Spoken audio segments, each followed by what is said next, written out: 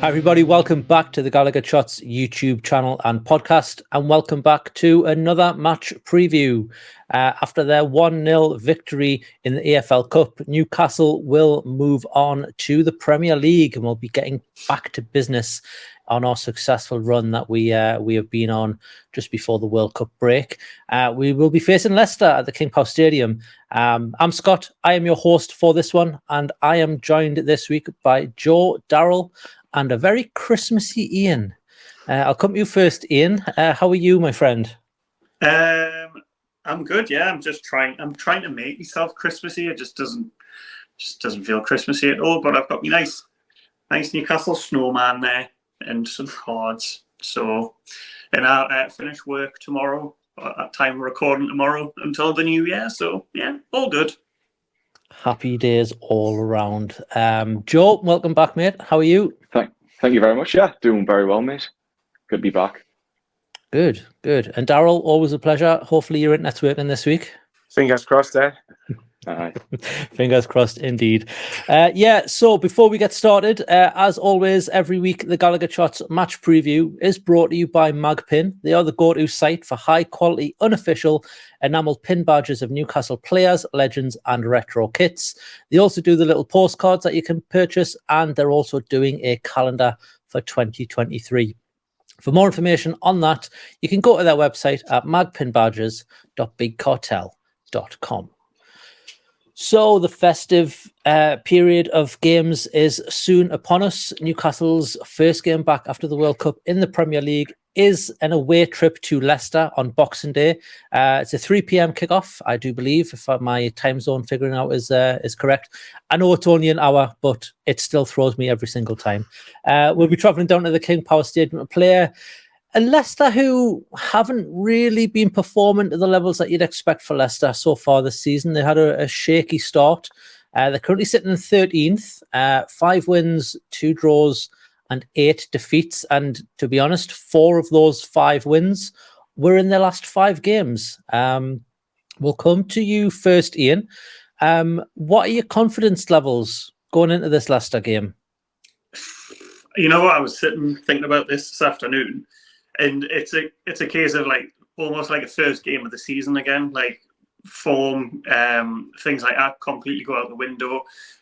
We don't know how they're going to pick up. We are on an incredible run. I think it's 10 and it'll be 11 undefeated now in all competitions. 11 now, yeah.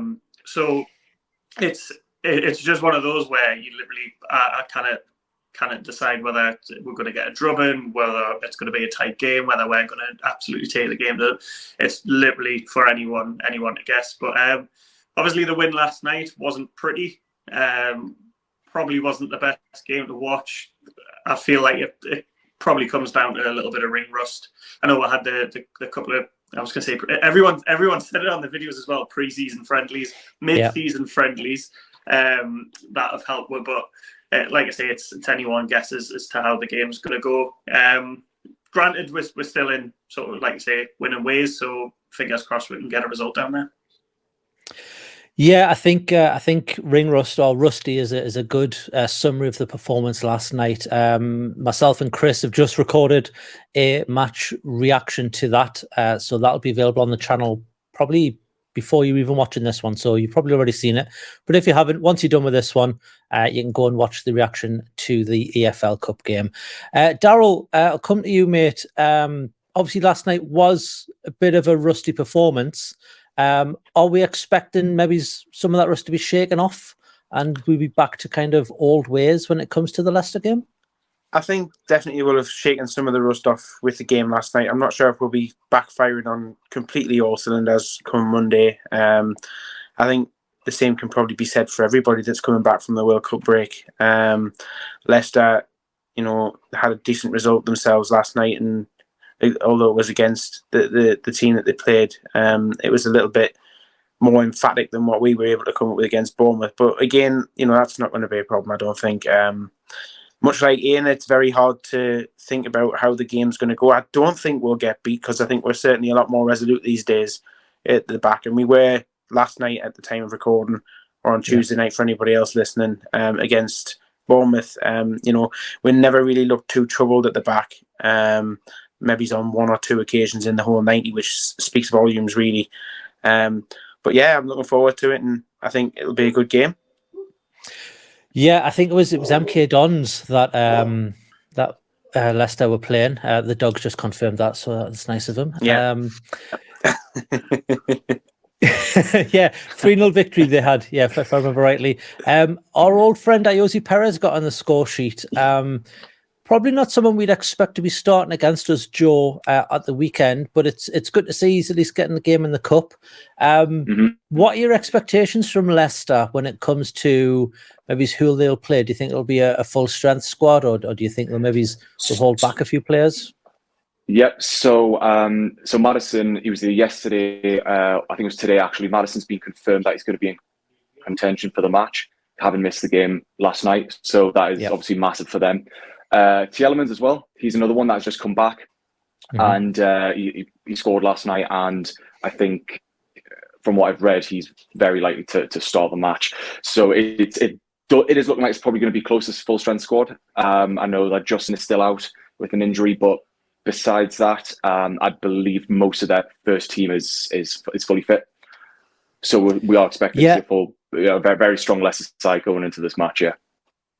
Yeah, well, obviously no more closer to the game. It is midweek, but I did look at the current injuries for Leicester. So you've got, like you said, Justin is currently out. Soyuncu, Johnny Evans, and Bertrand, I believe, were the four names. Yeah. A couple of them are 50-50, a couple of them are 75%.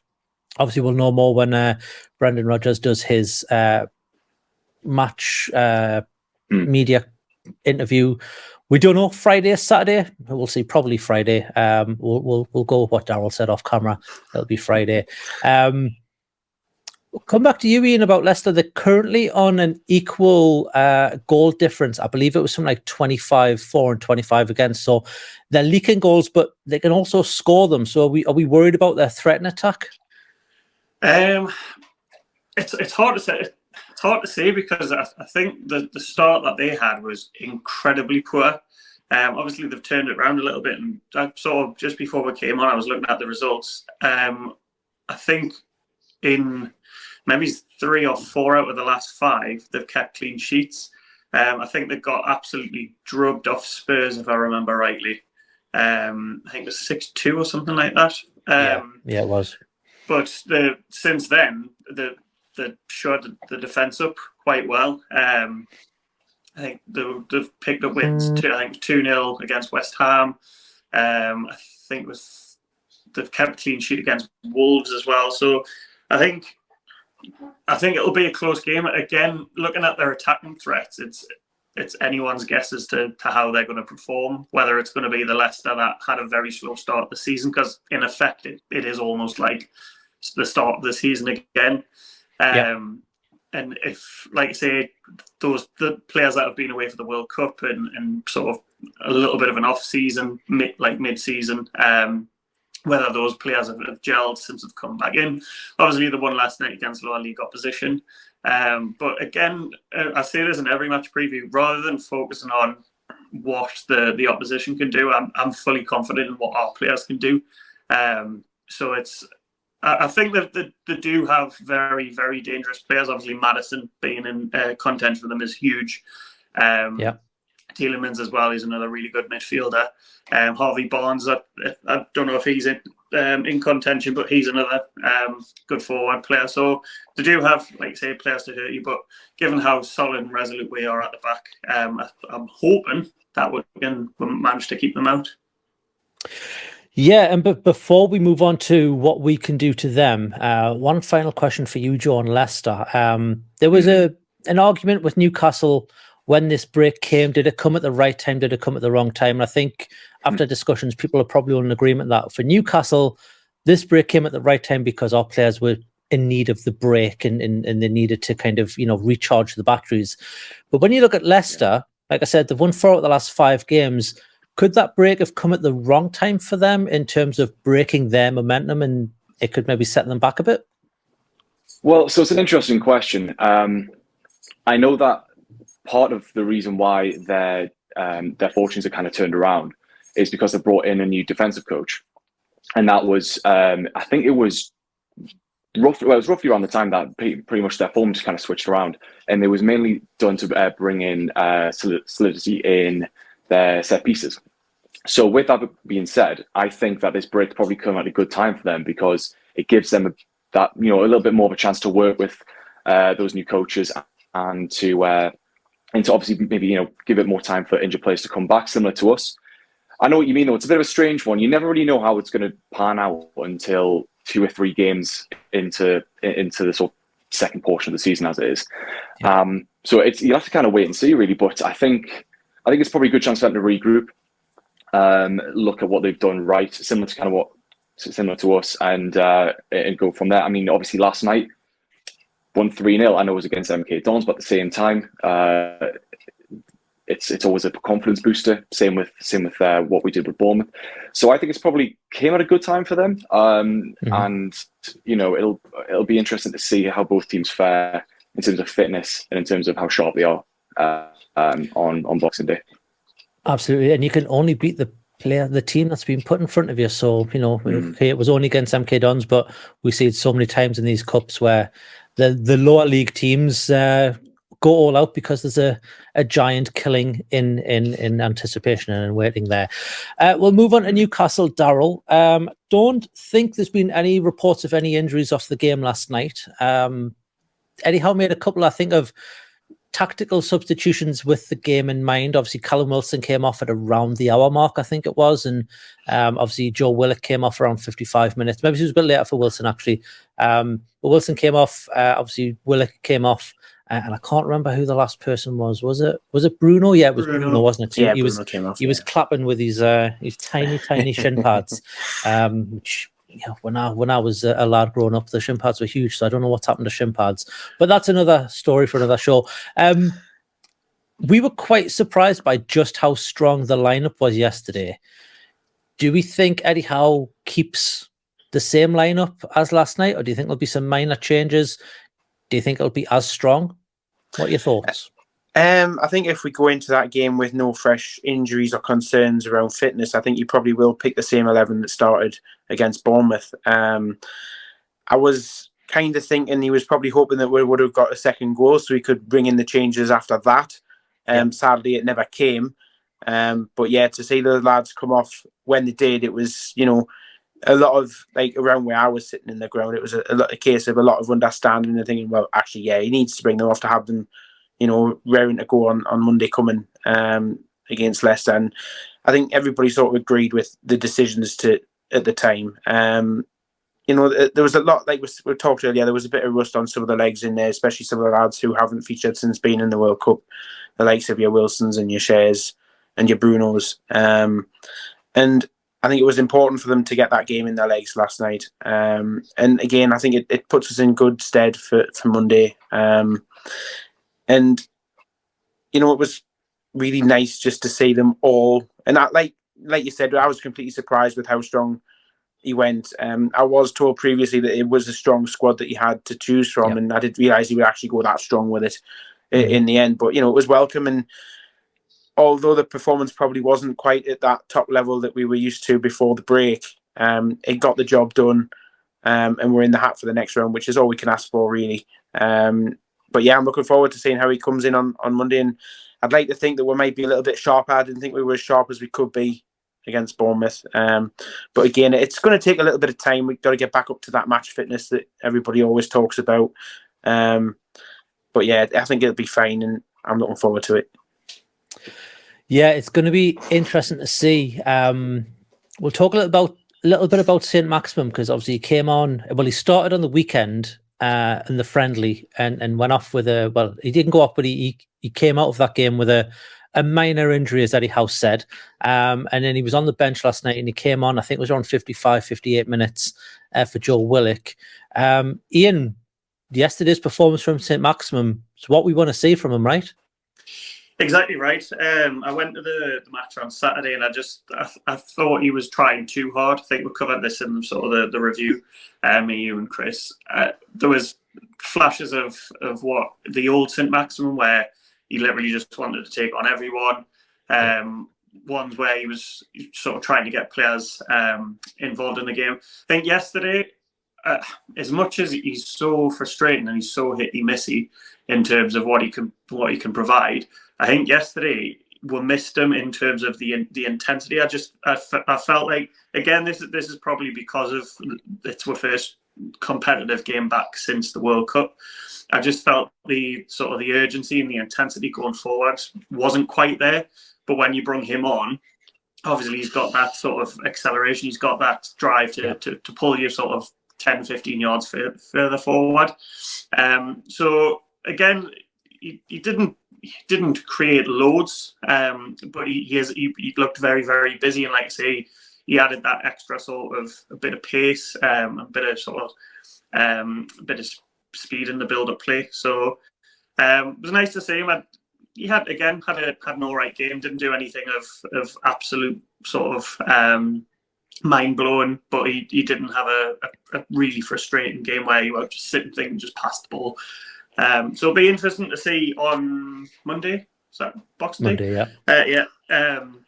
Be interesting to see what team he goes with. Whether I feel that he could possibly move Joe Linton into the centre with Bruno to try and control the midfield, and then who he drops. The likelihood is, if that was the case, I'd be looking at maybe Willock dropping to the bench and starting Saint out wide. Yeah, I think with St. Maximum, Joe, just to stay on him for just a minute, is he almost a perfect impact sub for this game coming up, or is he the sort of player you want on the pitch from the get-go?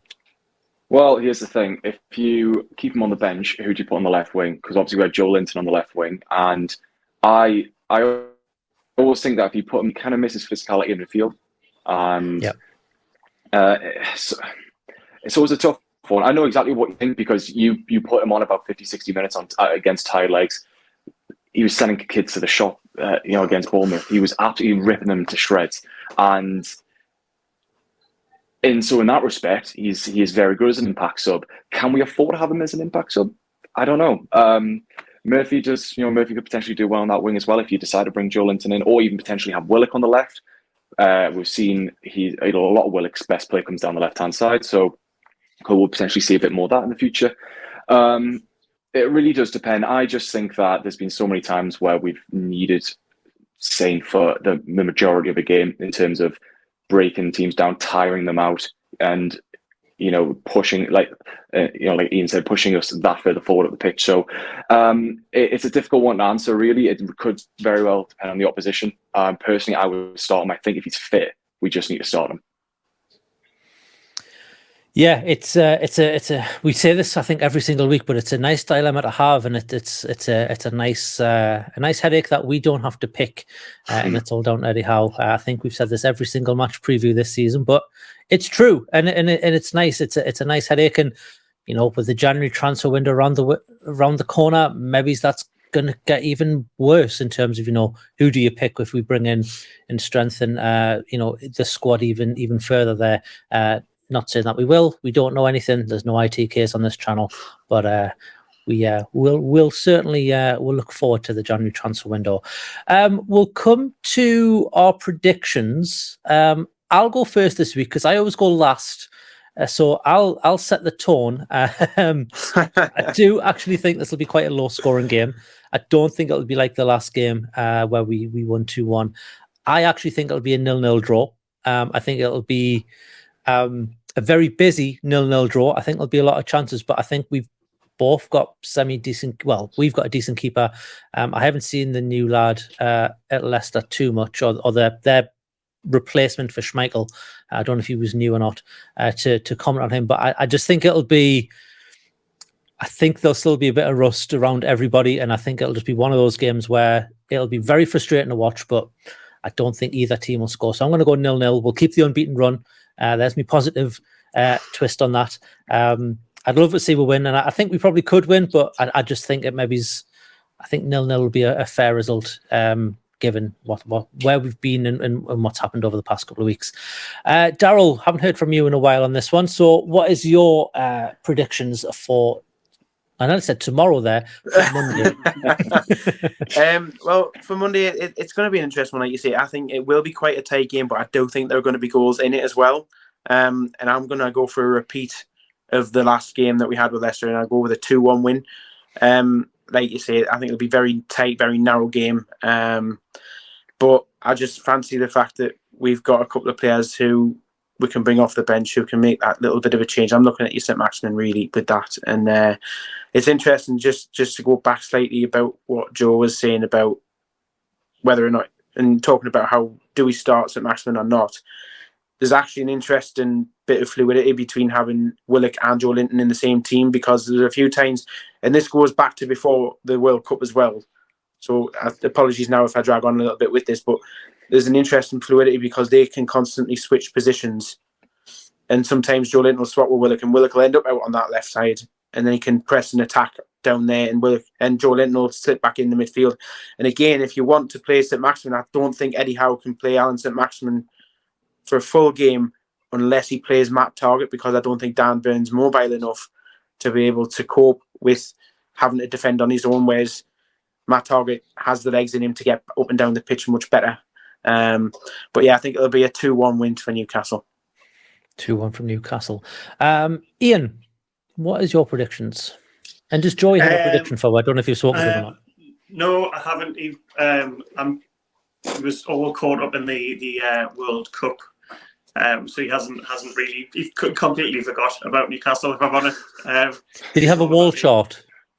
He didn't have a wall chart, but bless him, he's a bit sad like me. And when I was little, I loved flags. I'm a bit like Sheldon Cooper, and he made a poster of every game England played, and he recalled the Senegal flag from memory, and he's 5. I'm just like, but I'm just buzzing Argentina won, because that's he first wanted Brazil to win when England went out, and then switched to Argentina. So it would have been an absolute travesty, and he would have had a meltdown had Argentina not won that. So no, he hasn't had a prediction, but my prediction, I'm similar to you. I think given, and it's the same for pretty much every Premier League team, especially the ones that had the majority of their players at the World Cup.